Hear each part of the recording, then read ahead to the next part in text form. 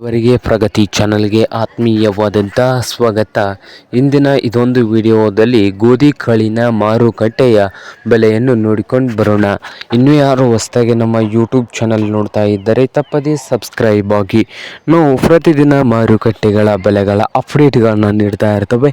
ಚಾನಲನ್ನು ಈಗಲೇ ತಪ್ಪದೇ ಸಬ್ಸ್ಕ್ರೈಬ್ ಆಗಿ. ಇಂದು ಗೋಧಿ ಕಾಳು ಕರ್ನಾಟಕ ಹಾಗೂ ಹೊರ ರಾಜ್ಯಗಳ ಅನೇಕ ಮಾರುಕಟ್ಟೆಯ ಬೆಲೆಯನ್ನು ನೋಡಿಕೊಂಡು ಬರೋಣ ಬನ್ನಿ ರೈತರೆ.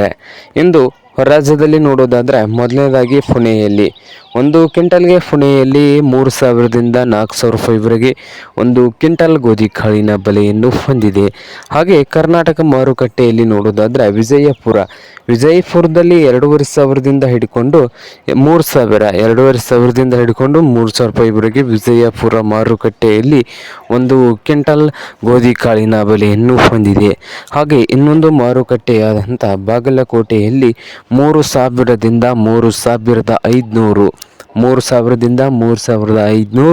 ಒಂದು ಕ್ವಿಂಟಲ್ಗೆ ಬಾಗಲಕೋಟೆಯಲ್ಲಿ ಗೋಧಿ ಕಾಳಿನ ಬೆಲೆಯನ್ನು ಹೊಂದಿದೆ. ಹಾಗೆ ಇನ್ನೊಂದು ಮಾರುಕಟ್ಟೆಯಾದಂಥ ರಾಯಚೂರದಲ್ಲಿ ನೋಡೋದಾದರೆ 4,000ದಿಂದ 4,800 ರಾಯಚೂರು ಮಾರುಕಟ್ಟೆಯಲ್ಲಿ ಒಂದು ಕ್ವಿಂಟಲ್ ಗೋಧಿ ಕಾಳಿನ ಬೆಲೆಯನ್ನು ಹೊಂದಿದೆ.